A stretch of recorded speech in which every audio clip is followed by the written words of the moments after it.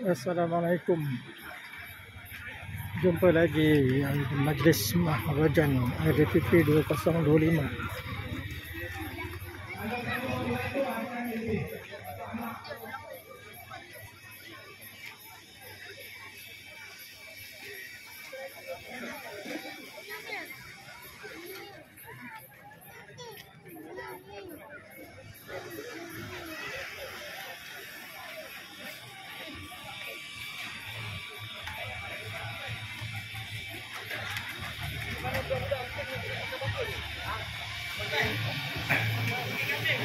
Menu utama kambing bakar. Arang kali ketiga. Orang kuat di belakang tadi.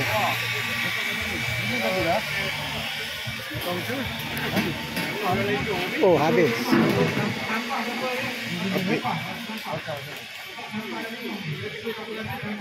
Oh, tuan besar baru sampai. TikTok.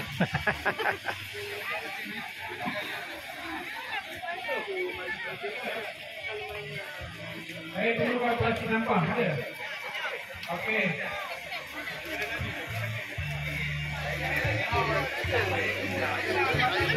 Okey, kita ada ni talam kuih tiaw talam nasi goreng.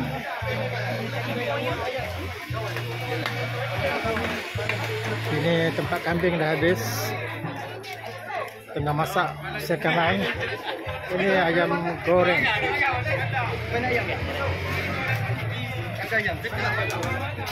Tempat air balang. Ada aiskrim Malaysia.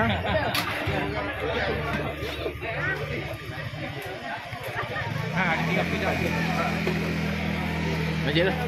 Ini kita punya Okey, porsi. pada. Datang lagi ke dah.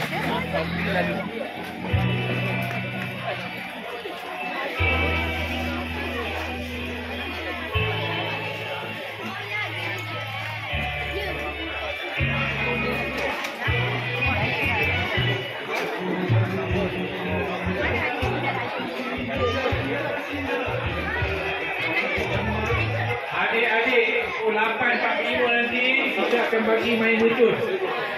Okey, mercun ni main kat hujung kemah sebelah sana. Dia tak boleh sebelah sini.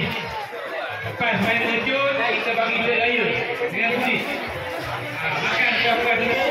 Bagi 15 minit akan ada aktiviti main mercun. Okey. Kalau tak Terima makan, kasih. kita tak bagi duit raya ya.